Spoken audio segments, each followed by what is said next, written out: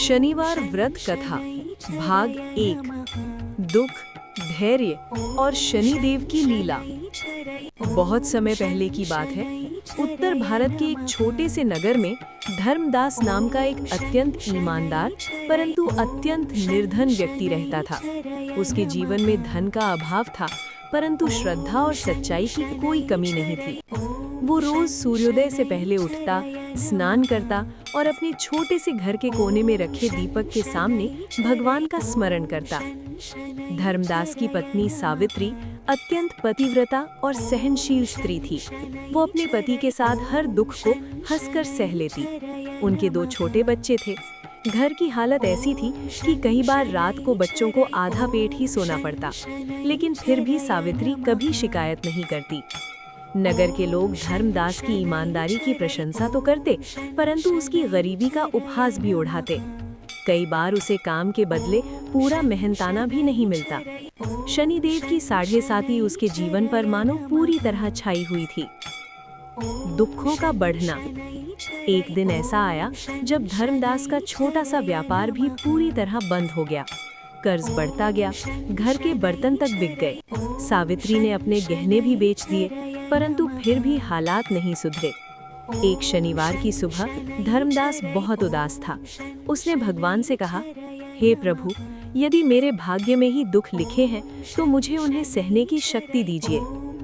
उसी दिन नगर के मंदिर में एक साधु आए। साधु के मुख पर तेज था, नेत्रों में करुणा। उन्होंने नगरवासियों को संबोधित करते हुए कहा, जो व्यक्ति शनिवार का व्रत श्रद्धा से करता है और शनिदेव की कथा सुनता है, उसके जीवन के दुख अवश्य दूर होते हैं। धर्मदास का मन इस बात से भर आया। उसने साधु के चरणों में बैठकर अपनी पूरी पीड़ा सुना दी। शनिवार व्रत का उपदेश। साधु ने कहा, वत्स, शनिदेव न्याय के देवता हैं। वे किसी को बिना कारण दंड नहीं देते। जो धैर्य रखता है और शनिवार व्रत करता है, उसके कष्ट अवश्य दूर होते हैं। उन्होंने धर्मदास को शनिवार व्रत की विधि बताई। प्रातः स्नान, काले वस्त्र, तेल का दीपक, काले तिल, उड़द, सरसों का दान, पीपल वृक्ष की पूजा और सबसे आवश्यक शनिवार व्रत कथा का श्रवण। साधु ने ये भी कहा कि व्रत कम से कम 7 या 11 शनिवार तक अवश्य करना चाहिए। व्रत का संकल्प। उस दिन से सावित्री ने मन ही मन संकल्प लिया, मैं प्रत्येक शनिवार व्रत करूंगी, चाहे घर में अन्न हो या ना हो। पहले शनिवार को घर में केवल थोड़ा सा आटा था। सावित्री ने उसी से सूखी रोटी बनाई और पूरे दिन व्रत रखा। शाम को दीपक जलाकर शनिदेव की कथा सुनी। दीपक की लौ कांप रही थी, जैसे दुखों के बीच आशा की किरण हो।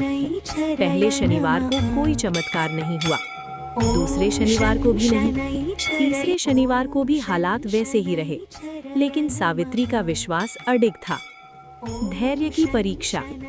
एक दिन कर्जदार घर आ पहुंचे। अपमानित होकर धर्मदास घर से बाहर चला गया। वो नदी के किनारे बैठकर रोने लगा। तभी उसे किसी ने कहा, धैर्य रखो, शनिदेव देर करते हैं, अंधेर नहीं। धर्मदास ने पीछे मुड़कर देखा, पर वहां कोई नहीं था। वो समझ गया कि ये शनिदेव की ही प्रेरणा थी। उस दिन उसने भी शनिवार व्रत रखने का निश्चय किया। धर्मदास उस दिन नदी किनारे बहुत देर तक बैठा रहा। मन में असंख्य विचार उठ रहे थे, गरीबी, अपमान, बच्चों का भविष्य, पत्नी की तपस्या। परंतु उसके हृदय में एक अजीब सी शांति भी थी, जैसे किसी ने भीतर से कह दिया हो, सब ठीक होगा। शाम ढलने पर वो घर लौटा। सावित्री दीपक जला रही थी। काले तिल और तेल का दीपक पीपल के नीचे रखकर वो शनिदेव का स्मरण कर रही थी। धर्मदास ने पहली बार इतने भाव से पूजा को देखा। उस दिन दोनों ने मिलकर शनिवार व्रत रखा। स्वप्न में अद्भुत दर्शन। रात को धर्मदास को एक विलक्षण स्वप्न आया। उसने देखा एक विशाल आकाश, नीला काला प्रकाश और बीच में एक दिव्य रथ। रथ पर विराजमान थे भगवान शनिदेव, श्याम वर्ण, नेत्रों में करुणा और न्याय की अद्भुत चमक। शनिदेव ने गंभीर स्वर में कहा, धर्मदास, तुम्हारे पूर्व जन्म के कर्मों का फल अब समाप्ति की ओर है। तुमने धैर्य रखा, व्रत किया और सत्य का मार्ग नहीं छोड़ा, यही मेरी प्रसन्नता का कारण है। धर्मदास कांपते स्वर में बोला, हे प्रभु, यदि मुझसे कोई अपराध हुआ हो तो क्षमा करें। मुझे केवल अपने परिवार को सुखी देखने का आशीर्वाद दीजिए। शनिदेव ने अपना हाथ उठाया। आने वाले शनिवार से तुम्हारे जीवन की दिशा बदलेगी, पर स्मरण रहे, अहंकार मत करना। ये कहकर शनिदेव अंतर्धान हो गए। धर्मदास की नींद खुल गई। आंखों से आंसू बह रहे थे, पर मन आनंद से भरा था। अगले दिन सुबह ही नगर के एक सेठ ने धर्मदास को बुलाया। सेठ ने कहा, मुझे एक ईमानदार व्यक्ति की जरूरत है। किसी ने तुम्हारा नाम लिया। धर्मदास आश्चर्यचकित था। उसे काम मिल गया, और वो भी सम्मान के साथ। घर लौटकर उसने सावित्री को स्वप्न के बारे में बताया। सावित्री की आंखें भर आईं। ये सब शनिदेव की कृपा है। हमें व्रत कभी नहीं छोड़ना चाहिए। लेकिन शनिदेव केवल कृपा ही नहीं, परीक्षा भी लेते हैं। कुछ ही दिनों बाद सेठ ने धर्मदास को बेईमानी करने का प्रस्ताव दिया।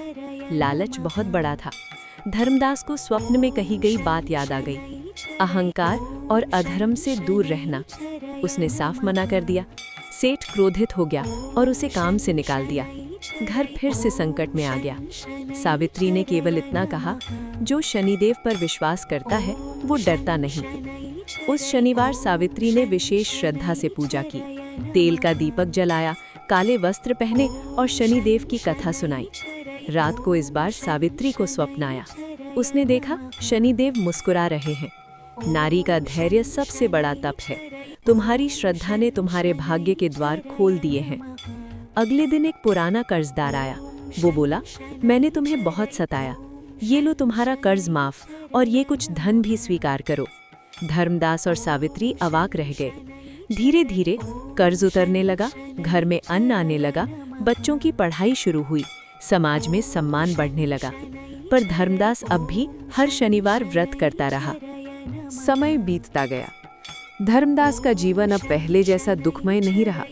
शनिदेव की कृपा से उसके घर में सुख शांति लौट आई थी। व्यापार फिर से चल पड़ा था। बच्चे विद्यालय जाने लगे थे और सावित्री के चेहरे पर संतोष की आभा दिखाई देने लगी थी। परंतु जैसा कि शास्त्र कहते हैं, जहाँ सुख आता है वहाँ अहंकार की परीक्षा भी आती है। अहंकार का बीज। एक दिन नगर में एक बड़ा आयोजन हुआ। व्यापारियों की सभा में धर्मदास को सम्मानित किया गया। लोग उसकी ईमानदारी की प्रशंसा करने लगे। किसी ने कहा, आज जो कुछ तुम्हारे पास है वो तुम्हारी मेहनत का फल है। ये सुनकर धर्मदास के मन में एक सूक्ष्म सा विचार आया, सच है, मैंने बहुत संघर्ष किया है। उसी क्षण शनिदेव की चेतावनी मानो हवा में गूंज उठी, अहंकार मत करना। लेकिन मनुष्य का मन दुर्बल होता है। व्रत में ढिलाई। एक शनिवार व्यापार के कारण धर्मदास पूजा में देर से पहुंचा। उसने मन ही मन कहा, आज दीपक न जलाऊं तो क्या होगा, शनिदेव तो प्रसन्न ही है। सावित्री ने विनम्र स्वर में कहा, व्रत नियम से होना चाहिए। धर्मदास ने बात टाल दी। यहीं से परीक्षा की शुरुआत हुई। शनिदेव का संकेत। अगले ही सप्ताह व्यापार में हानि हुई। एक बड़ा सौदा टूट गया। घर में अशांति फैलने लगी। सावित्री समझ गई कि ये सामान्य नहीं है। उसने कहा, ये शनिदेव का संकेत है, हमें क्षमा मांगनी चाहिए। प्रकोप और पश्चाताप। एक शनिवार को अचानक धर्मदास गंभीर रूप से बीमार पड़ गया। डॉक्टरों ने भी चिंता जताई। धर्मदास को अपने अपराध का बोध हो गया। बिस्तर पर पड़े पड़े उसने रोते हुए कहा, हे शनिदेव, मैंने अहंकार किया, मुझे दंड दे पर मेरे परिवार की रक्षा करे। सावित्री ने पूरे नियम से व्रत किया। तेल का दीपक जलाया, काले तिल दान किए और शनिदेव की कथा सुनाई। उसी रात धर्मदास को पुनः स्वप्न आया।